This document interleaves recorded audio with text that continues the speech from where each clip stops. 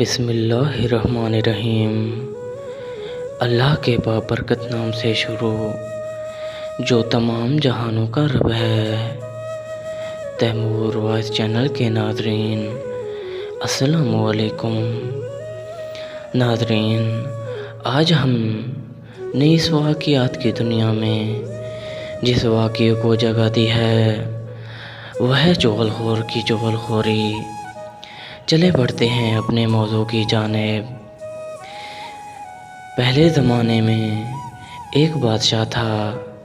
اس کا ایک دربان تھا جو ہمہ وقت اپنے قریب رکھتا تھا۔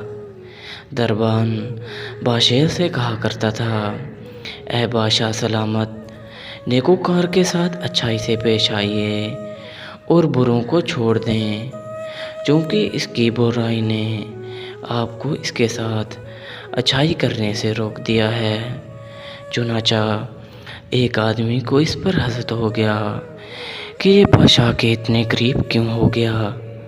اس نے بادشاہ کے دربان کی چغلی کی اور کہا، بادشاہ سلامت، اس دربان نے لوگوں میں یہ بات پھیلا دی ہے کہ آپ کے منہ سے بدبو آتی ہے۔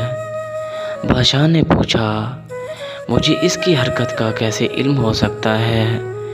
جواب دیا، وہ اس طرح کہ وہ آپ کے پاس آئے، آپ اسے قریب بلائیں تاکہ آپ سے کوئی بات کر سکیں، تو آپ دیکھیں گے کہ اس نے اپنی ناک پر ہاتھ رکھا ہوگا۔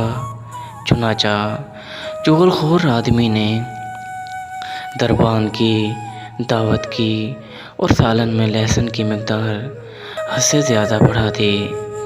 صبح کو جب دربان بادشاہ کے پاس گیا اور تب بادشاہ نے اس سے بات کرنے کے لیے اپنے قریب بلایا تو دربان نے اپنے منہ پر ہاتھ رکھ لیا تاکہ اس کے منہ کی بدبو بادشاہ کو نہ پہنچے۔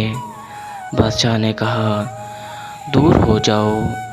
پھر فوراً قلم دوات منگوائی، خط لکھ کر مہر زدہ کیا اور دربان کو تھماتے ہوئے کہا، اس خط کو فلاں آدمی کے پاس لے جاؤ، اس پر اس کا 1,00,000 انعام بھی مقرر کیا۔ دربان نے جو ہی بادشاہ کے پاس سے نکلا، چغل خور نے گرم جوشی کے ساتھ اس کا استقبال کیا اور پوچھا، یہ کیا چیز ہے؟ جواب دیا، یہ خط مجھے بادشاہ سلامت نے دیا ہے۔ چغل خور نے خط مانگا، دربان نے اسے دے دیا اور وہ خط لے کر خود مکتوب علیہ کی طرف روانہ ہو گیا۔ مکتوب علیہ نے خط پڑھ کر جلاد لوگوں کو بلایا۔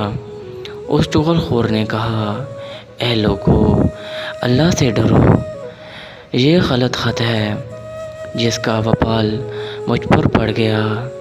تم اپنے امیر کی بات نہ مانو بلکہ بادشاہ کے پاس جاؤ۔